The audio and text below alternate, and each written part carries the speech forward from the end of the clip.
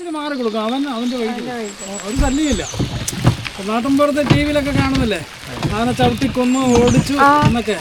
അങ്ങനെ ഒരു വിഷയമല്ല. നമ്മളിപ്പോൾ ഇവിടെ നിൽക്കുകയാണെങ്കിൽ ഇച്ചിരിയോടെ ഒന്നും ചെയ്യാതിരുന്നാൽ മതിയല്ലോ. നമ്മളെ ഇച്ചിരിയോടെ അടുത്ത് പോകും.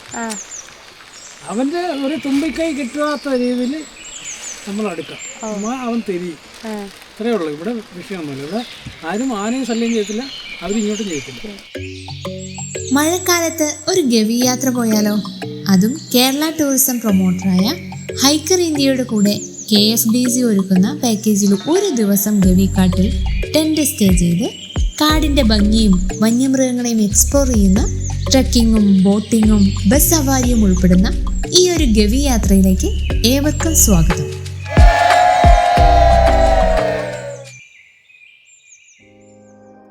ഹൈക്കർ ഇന്ത്യയുടെ ആഭിമുഖ്യത്തിൽ മഴക്കാല ക്യാമ്പ് സ്റ്റേക്കായി വണ്ടിപ്പെരിയാറിൽ നിന്ന് കൃത്യം 12:30 തന്നെ ഫോറസ്റ്റ് ഡിപ്പാർട്ട്മെന്റിന്റെ ബസ്സിൽ നമ്മൾ യാത്ര ആരംഭിക്കുകയാണ്.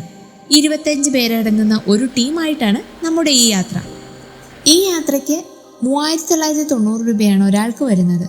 ഇതിൽ ഒരു ദിവസത്തെ സ്റ്റേയും ഭക്ഷണവും ഉൾപ്പെടുന്നുണ്ട്. ഇതാണ് വള്ളക്കടവ് ഫോറസ്റ്റ് ചെക്ക് പോസ്റ്റ്. ഇവിടെ നമ്മൾ നേരെ ഗവിക്കാട്ടിലേക്ക് കിടക്കുകയാണ്. ഇനി ഗവിയെക്കുറിച്ചൊന്നറിയാം. മലയാള സിനിമയായ ഓർഡിനറി എന്ന സിനിമയിലൂടെയാണ് മലയാളികൾ ഗവിയെ അറിഞ്ഞു തുടങ്ങിയത്. വണ്ടിപ്പെരിയാറിൽ നിന്ന് 28 കിലോമീറ്ററാണ് ഗവിയിലേക്കുള്ള ദൂരം വരുന്നത്. ഫോറസ്റ്റ് സഫാരിയായി 20 കിലോമീറ്ററോളം നമുക്ക് പോകാനാവും. മറ്റ് ഫോറസ്റ്റ് സഫാരി പോലെ അല്ല ഗവി. കാരണം ദിവസേന 30 വാഹനങ്ങൾക്ക് മാത്രമേ ഗവിയിലേക്ക് പ്രവേശനമുള്ളൂ. എന്നാൽ ബൈക്ക് റൈഡുകൾക്കാണെങ്കിൽ പൂർണ്ണമായും റെസ്ട്രിക്റ്റഡുമാണ്. പിന്നെ കാട്ടിലൂടെ പോകുന്ന വഴി നമ്മളുടെ ഇഷ്ടത്തിനനുസരിച്ച് നമ്മുടെ വണ്ടി നിർത്തിയിടാനൊന്നും അനുവാദവുമില്ല.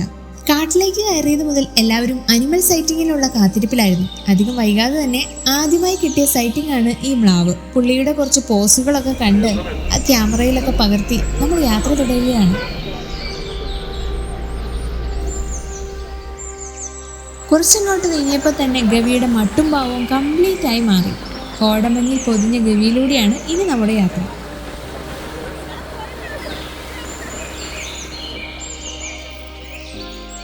അങ്ങനെ നമ്മൾ കൊച്ചുപമ്പ സ്റ്റേയിലെത്തി. ഇവിടുന്ന് ഒരു നല്ല ചായയൊക്കെ കുടിച്ച് കൊച്ചുപമ്പയിലെ ബോട്ടിങ്ങിനായിട്ടാണ് ഇനി പോകുന്നത്. അങ്ങനെ നിൽക്കുമ്പോഴാണ് ഒരു കുഞ്ഞ് അതിഥിയായി മലയണ്ണനെ കാണുന്നത്.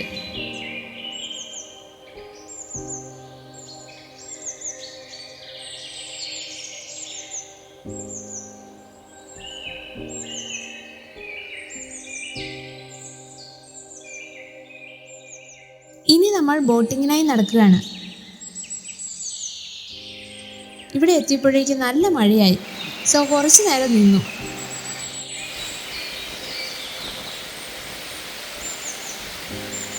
മഴ മാറിയതോടെ ബോട്ടിങ്ങിനായി എല്ലാവരും റെഡിയായി. നമ്മുടെ ബോട്ടിംഗ് സൗകര്യം ഒരുക്കിയിരിക്കുന്നത് പമ്പാ നദിയിലെ ഒരു ഡൈവേഷൻ ഡാമായ കൊച്ചുപമ്പ അണക്കെട്ടിലാണ്.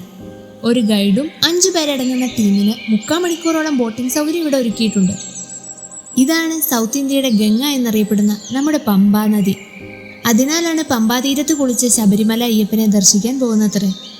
2018 വെള്ളപ്പൊക്കത്തിൽ പമ്പ കരകവിഞ്ഞാണ് ഏറ്റവും നാശനഷ്ടങ്ങൾ ഉണ്ടായത്. കാരണം പത്തനംതിട്ട, ആലപ്പുഴ, കോട്ടയം ജില്ലകളിലൂടെ 176 കിലോമീറ്ററാണ് പമ്പ ഒഴുകുന്നത്.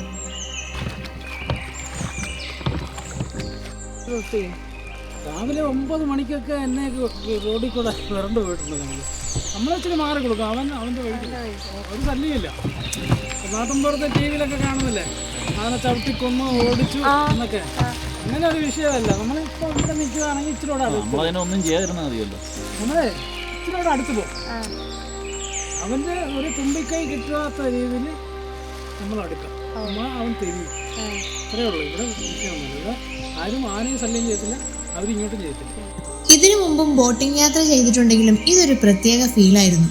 കാരണം കൊടും കാടും കാടിൻ്റെതായ സൗണ്ടും മാത്രം.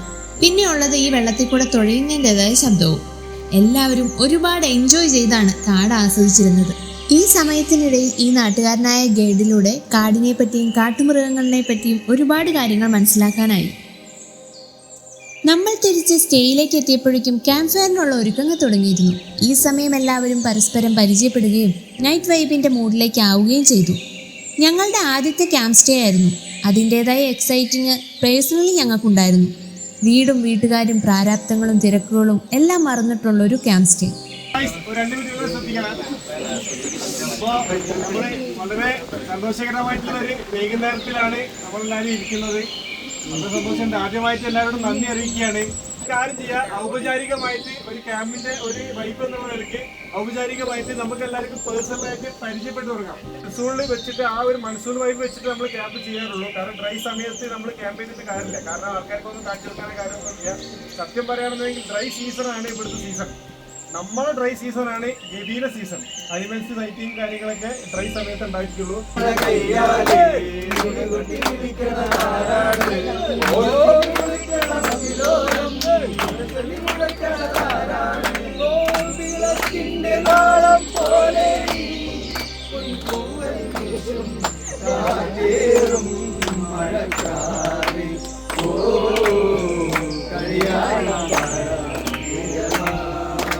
ഗവിയെക്കുറിച്ചും ഗവി കാടിനെ കുറിച്ചും ഇവിടുത്തെ ഫോറസ്റ്റ് ഓഫീസറായ ഹരിസാറിന്റെ ബ്രീഫ് സ്പീച്ചും കൂടി ആയപ്പോൾ ഗവിയെക്കുറിച്ച് ഒരു വ്യക്തമായ ധാരണ എല്ലാവർക്കും ആയി. ഡെവലപ്മെന്റ് കോർപ്പറേഷൻ അങ്ങനെയാണ് നിലവിൽ. അപ്പം ഇപ്പോൾ പല സംസ്ഥാനങ്ങളിലും പല പല ആക്ടിവിറ്റീസാണ്. ഇവിടെ ആക്ടിവിറ്റീസ് എന്ന് പറഞ്ഞാൽ കേരള ഫോറസ്റ്റ് ഡെവലപ്മെന്റ് കോർപ്പറേഷൻ കേരളത്തിൽ മൊത്തത്തിൽ ഒരു 10,000 hectare 6 division Thiruvananthapuram, Punalur, Gavi, Munnar, Thrissur, Mananthavady head ഓഫീസൊക്കെ ഉണ്ടായി. അപ്പോൾ 6 ഡിവിഷനിലായിട്ട് പല ഇതായിട്ട് സ്പെഷ്യലായിട്ട് 10,000 ഹെക്ടർ FDCയുടെ കീഴിലും. ഇതോടൊപ്പം കാട്ടുമൃഗങ്ങളുടെ മുന്നിൽപ്പെട്ടാൽ ചെയ്യേണ്ടുന്ന പ്രിക്കോഷൻസ് എന്തെല്ലാമെന്ന് കൂടി സാറ് മുൻകൂട്ടി പറഞ്ഞു തന്നപ്പോൾ എല്ലാവർക്കും കൂടുതൽ കോൺഫിഡൻ്റ് ആയി. അങ്ങനെ ക്യാമ്പ് ഫയർ കഴിഞ്ഞ് നേരെ ഡിന്നർ കഴിക്കാനായി പോയി. നല്ല സൂപ്പർ നെയ്ച്ചോറും ചിക്കൻ കറിയും ചപ്പാത്തിയും വെജിറ്റബിൾ കറിയും ആയിരുന്നു ഡിന്നർ. പിന്നെ എല്ലാവരും അവരവരുടെ ടെൻറ്റിലേക്ക് പോയി കാടിന് നടുവിൽ ഒരല്ലലും ഇല്ലാതെ സുഖമായി കിടന്നുറങ്ങി. ഇതാണ് നേരം പുലർന്നു വരുന്ന ഗവിയുടെ ലുക്ക്. രാവിലെ 6:30 എല്ലാവരും ഫ്രഷായി ഉണർന്നു വന്നു. നമ്മളൊരു ചെറിയ മോർണിംഗ് വാക്കിന് ഇറങ്ങിയതാണ്. ഈ കാണുന്നതാണ് കൊച്ചുപമ്പയിലെ അക്കോമഡേഷനായി വരുന്ന ടെൻറ്റ് സ്റ്റേ. നമ്മൾ 25 പേരുള്ളതുകൊണ്ട് ചെറിയ ചെറിയ ടെൻറ്റുകളിലായിട്ടാണ് ഇന്നലെ കിടന്നുറങ്ങിയത്. നമ്മുടെ ഫസ്റ്റ് സൈറ്റിംഗ് ആയി ഇന്ന് നമുക്ക് കണി കാണാൻ എത്തിയതുപോലെ ഒരു കരിങ്കുരങ്ങും കുഞ്ഞിനെയുമാണ് കാണാനായത്.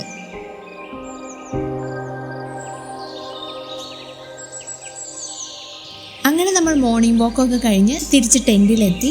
ഇനി നമ്മുടെ 7 മണിക്കുള്ള ബസ് സഫാരിക്ക് വേണ്ടി റെഡിയാവുകയാണ്. ഈ കാണുന്ന ഫോറസ്റ്റ് ഡിപ്പാർട്ട്മെൻറ്റിൻ്റെ ബസ്സിലാണ് നമ്മൾ പോകുന്നത്. അങ്ങനെ നമ്മുടെ ജംഗിൾ സഫാരി ആരംഭിക്കുകയാണ്. കൊച്ചുപമ്പയിൽ നിന്നും ആനത്തോട് ഡാം വരെ പോയി വരുന്നതാണ് ഈ ജംഗിൾ സഫാരിയുടെ റൂട്ട് വരുന്നത്.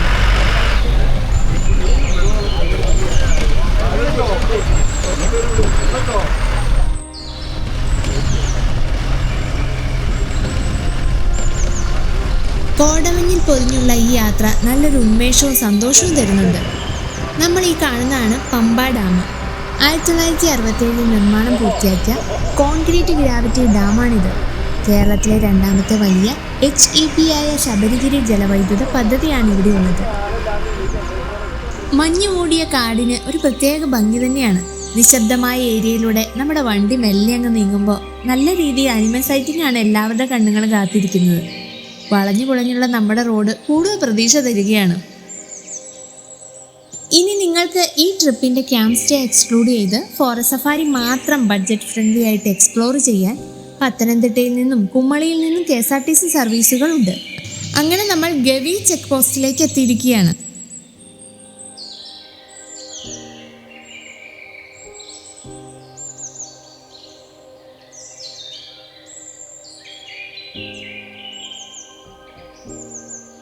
ചെക്ക് പോസ്റ്റ് കഴിഞ്ഞതോടെ എല്ലാവരും കാട്ടുമൃഗങ്ങളെ കാണുമെന്നുള്ള കൂടുതൽ എക്സൈറ്റിങ്ങിലായിരുന്നു. ആ പ്രതീക്ഷ ശരിയായി. അങ്ങകലെ ദാ നിൽക്കുന്നു 2 ആനയും ഒരു കുഞ്ഞും. ഫോൺ ക്യാമറയിലൂടെ വേഗം എടുത്തുകൊണ്ട് അത്ര ക്ലിയർ ആയില്ലെങ്കിലും മഞ്ഞിൽ പൊതിഞ്ഞുള്ള ആനകളുടെ നിൽപ്പ് കാണാൻ ഒരു പ്രത്യേക രസം തന്നെയായിരുന്നു. ഇന്നത്തെ നമ്മുടെ സഫാരിക്കൊപ്പം ഗൈഡായിട്ടുള്ളത് ജെയിംസ് ഏട്ടനാണ്. നമ്മളെക്കാൾ ജാഗ്രതയോടെ അനിമൽസിനെ തേടിക്കൊണ്ടാണ് ആൾ വണ്ടി ഓടിക്കുന്നത്. നമുക്ക് സൈറ്റിംഗ് കാണിച്ചു തരാൻ ആൾക്ക് പ്രത്യേക ആവേശമായിരുന്നു. ഇതൊക്കെ കാണുമ്പോൾ നമ്മുടെ ഇൻട്രസ്റ്റ് കൂടി വരികയാണ്. പോകുന്ന വഴിയിൽ കാണുന്ന നല്ല ഭംഗിയുള്ള വാട്ടർഫോൾസുകളാണിതൊക്കെ. മഴക്കാലത്ത് മാത്രം ആക്റ്റീവ് ആകുന്ന വാട്ടർഫോൾസുകളാണ് ഇവയെല്ലാം. അധികം വൈകാതെ തന്നെ കാട്ടുപോത്തിൻ്റെ ഒരു കൂട്ടത്തെ സൈറ്റിംഗ് ആയി കിട്ടി. ഇന്ത്യൻ ഗോർ എന്ന വിഭാഗത്തിൽപ്പെടുന്ന ഇവരെ കാട്ടി എന്നാണ് പൊതുവെ വിളിക്കുന്നത്. ആശാന്മാർ ഓടി മറയാതെ തന്നെ നിന്നു. അതുകൊണ്ട് തന്നെ അടുത്തായി തന്നെ കാണാൻ പറ്റിയത് കൊണ്ട് നല്ല രീതിയിൽ ഫോട്ടോസും വീഡിയോസും ഇഷ്ടം പോലെ എടുക്കാനായി.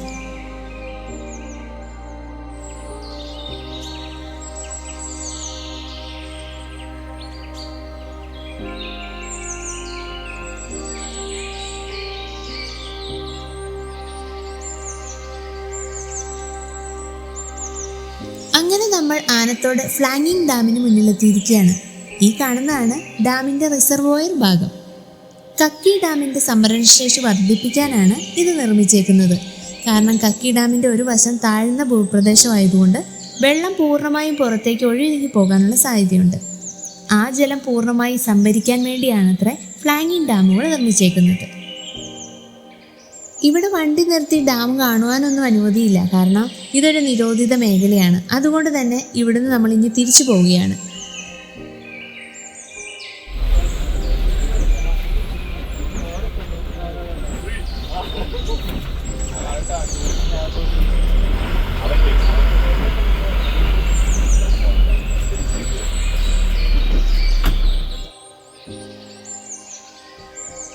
പോകുന്ന വഴി അനിമൽ സൈറ്റിങ്ങിനൊക്കെ കുറേ നോക്കിയെങ്കിലും ഒന്നിനും കാണാനായില്ല. പിന്നീട് നമ്മൾ ഈ കാണുന്ന വ്യൂ പോയിന്റിൽ ബസ് ഇറങ്ങി സ്വസ്ഥമായി ഒരുപാട് റീൽസും ഫോട്ടോസും ആവോളം എടുത്തു.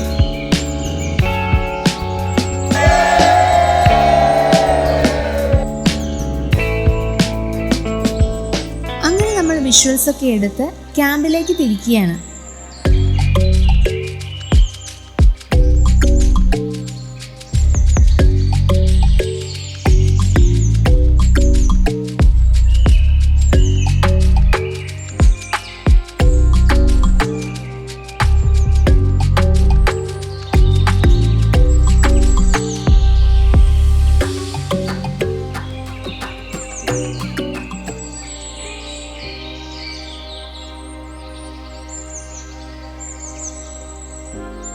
തിരിച്ച് നമ്മൾ അക്കോമഡേഷനിൽ എത്തിയപ്പോൾ അവിടെ നമ്മളെ കാത്ത് ഇവിടുത്തെ ഒരു സ്ഥിരം വിസിറ്റർ ഉണ്ടായിരുന്നു. വേറെ ആരുമല്ല, ദാ ഈ കാട്ടുപന്നിയെ തന്നെ. തിരിച്ചു വരുന്ന വഴി സൈറ്റിംഗ് ഒന്നും കണ്ടില്ല എന്നുള്ള വിഷമം അങ്ങനെ മാറി കിട്ടി.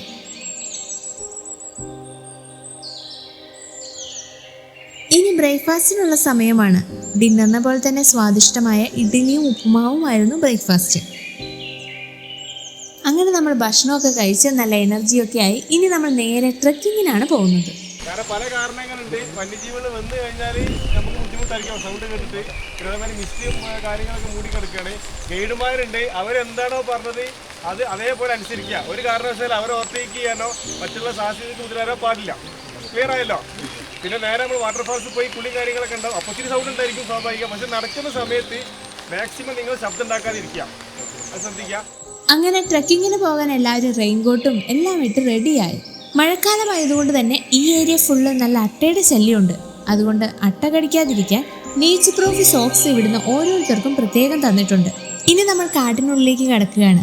ഗൈഡ് പറഞ്ഞതനുസരിച്ച് ശബ്ദമുണ്ടാക്കാതെ നടന്നും നിശബ്ദമായി നമുക്ക് ഈ കാടിൻ്റെ ശബ്ദത്തിലേക്ക് ഇഴുകിച്ചേർന്ന് ട്രെക്കിങ് ചെയ്യാം. ഇത് അനിമൽ സൈറ്റിങ്സിനും മറ്റ് അപകടങ്ങൾ ഉണ്ടാകാതിരിക്കാനും കൂടുതൽ ആസ്വദിക്കാനും വേണ്ടിയാണ്.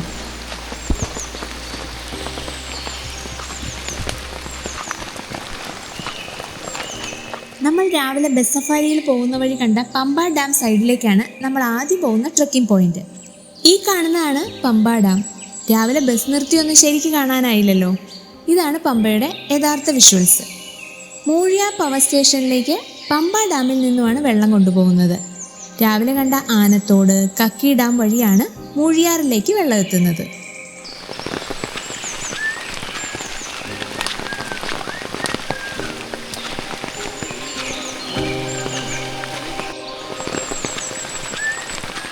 ഈ പുഴയുടെ അപ്പുറത്താണ് പ്ലാന്റേഷൻ ഏരിയ വരുന്നത്. അതിനായി നിർമ്മിച്ച ഈ മരപ്പാലത്തിലൂടെ റിവർ ക്രോസ് ചെയ്ത് നമുക്കും അങ്ങോട്ടേക്ക് പോകാം. സാധാരണ ട്രെക്കിങ് ഈ റൂട്ട് വഴി അനുവദിക്കുന്നതല്ല. നമ്മുടേത് ക്യാമ്പ് സ്റ്റേ ട്രെക്കിംഗ് ആയതുകൊണ്ടും ഇത്രയധികം പേരുള്ളത് കൊണ്ടുമാണ് നമ്മൾ ഈ വഴി വന്നത്. അങ്ങനെ നടന്ന് നമ്മൾ ഏലത്തോട്ടത്തിലെത്തി. ഏലത്തോട്ടത്തിലൂടെ പോകുമ്പോഴേക്കും ശക്തിയോടെ അല്ലെങ്കിലും മഴ പെയ്യുന്നുണ്ടായിരുന്നു. ചാറ്റൽ മഴയത്ത് നടക്കുമ്പോൾ നമ്മുടെ ക്ഷീണവും വിയർപ്പും കുറയുന്നതോടൊപ്പം നമുക്കെല്ലാവർക്കും കൂടുതൽ ഉന്മേഷമായി മുന്നോട്ട് നടക്കാൻ. ട്രക്കിങ്ങിനെ കുറിച്ച് പറയുവാണെങ്കിൽ ബസ്സിലൂടെ ഇരുന്ന് എത്രയേറെ കാടിനെ കണ്ടാലും കാൽനടയായി നടത്തുന്ന ഈ സാഹസിക വിനോദത്തിന്റെ തട്ട് താണു തന്നെ ഇരിക്കും. കാരണം ശരീരത്തിനും മനസ്സിനും ഒരുപോലെ റിഫ്രഷ് ചെയ്യാൻ ഈ വ്യായാമത്തിന് മാത്രമേ കഴിയൂ. സത്യത്തിൽ ഏലത്തോട്ടത്തിലെ ഈ അന്തരീക്ഷമാണ് അട്ടകളുടെ ശല്യം കൂട്ടുന്നത്. അതുകൊണ്ട് ഗൈഡ് ഒരു പാക്കറ്റ് ഉപ്പും പിടിച്ചാണ് മുന്നിൽ യാത്ര ചെയ്യുന്നത്. കാരണം അട്ട കടിച്ചു എന്ന് കണ്ടു കഴിഞ്ഞാൽ ഉപ്പ് വിതറിയാൽ അട്ട പൊഴിഞ്ഞു പോയിക്കോളും. പിന്നെ ഈ അട്ടയെ പേടിക്കാനൊന്നുമില്ല. നമ്മുടെ വീനസ് ബ്ലഡായ അശുദ്ധ രക്തമാണ് ഇവ കുടിക്കുന്നത്. ചിലർക്ക് മാത്രം കൊതുക് കടിക്കുന്നത് പോലെ ചെറിയ ചൊറിച്ചിലുണ്ടാവും, അല്ലാതെ മറ്റ് ആരോഗ്യ പ്രശ്നങ്ങളൊന്നും തന്നെ ഇല്ല. അങ്ങനെ നമ്മൾ കാടിനൊത്ത നടുവിലെ ഈ വെള്ളച്ചാട്ടത്തിനടുത്തെത്തി നിൽക്കുകയാണ്. എന്താല്ലേ ഈ അറ്റ്മോസ്ഫിയർ! ട്രക്കിങ് ചെയ്ത് വാട്ടർഫോളിനടുത്തെത്തുമ്പോൾ ശരിക്കും എന്തോ നേടിയെടുത്തൊരു ഫീലാണ്. മുഴുവൻ യാത്രാക്ഷീണവും ഇവിടെ എത്ര പെട്ടെന്നാണ് മാറിപ്പോകുന്നത്. അനിമൽ സൈറ്റിങ്സ് ഒന്നും കിട്ടിയില്ലെങ്കിലും തട്ടുതട്ടായി ശാന്തമായി ഒഴുകിയെത്തുന്ന ഈ വാട്ടർഫോൾ ആണ് ട്രക്കിങ്ങിൻ്റെ മെയിൻ അട്രാക്ഷൻ എന്ന് പറയാം. ഇത്ര നല്ല വെള്ളച്ചാട്ടം കണ്ട ആരാ ഒന്ന് വെള്ളത്തിൽ കളിക്കാൻ ആഗ്രഹിക്കാത്തതല്ലേ, അതും ഈ കാടിൻ്റെ നടുവിൽ.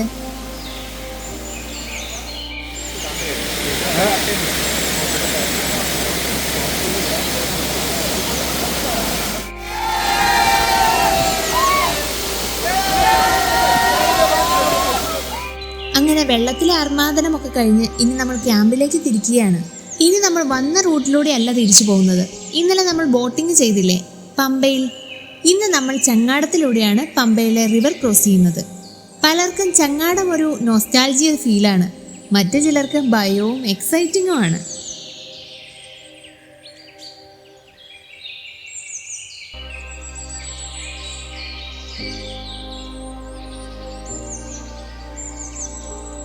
അങ്ങനെ നമ്മൾ ക്യാമ്പിലേക്ക് തിരിച്ചെത്തി. ഏകദേശം ഉച്ചയോടുകൂടി തന്നെ തിരിച്ചെത്തിയിട്ടുണ്ട്. ഉച്ചഭക്ഷണമായി വിഭവസമൃദ്ധമായ ഊണായിരുന്നു കിട്ടിയത്. എന്താ സ്വാദെന്ന് പറയാൻ പറ്റില്ല. ഇവിടുത്തെ ഭക്ഷണത്തിന്റെ രുചിയും ഗവിയുടെ പ്രകൃതി ഭംഗിയും ഒരുപോലെ ഇവിടെ വരുന്നവരാരും മറക്കില്ല. അങ്ങനെ ഗവിയിലെ ഒരു രാത്രിയും പകലും പോയതറിഞ്ഞില്ല. കൂടുതൽ അനിമൽ സൈറ്റിങ്സ് ഒക്കെ കാണാൻ ആഗ്രഹിക്കുന്നവരാണ് നിങ്ങളെങ്കിൽ ഗവിയിലേക്ക് വേനൽക്കാലത്ത് വരാൻ ശ്രമിക്കണം. ഞങ്ങൾക്ക് മൺസൂണിലെ ഗവിയുടെ ഭംഗി ഒരുപാട് ഇഷ്ടമായി. എന്നിരുന്നാലും വേനൽക്കാലത്തെ ഗവിയെ കൂടി കാണാൻ ആഗ്രഹമുണ്ട്. സോ എന്തായാലും അടുത്ത വേനൽക്കാലത്ത് ഇങ്ങോട്ടേക്ക് എത്താമെന്ന പ്രതീക്ഷയോടെ ഗവിയോട് യാത്ര പറയുകയാണ്. മഴക്കാല ഗവിയുടെ സൗന്ദര്യവും ക്യാമ്പ് സ്റ്റേ വിശേഷങ്ങളും എല്ലാവർക്കും ഇഷ്ടമായെന്ന് കരുതുന്നു. നിങ്ങളുടെ അഭിപ്രായങ്ങളൊന്നും കമൻറ്റ് ചെയ്യാൻ മറക്കരുതേ. വീണ്ടും മറ്റൊരു ട്രാവൽ സ്റ്റോറിയുമായി കണ്ടുമുട്ടാം.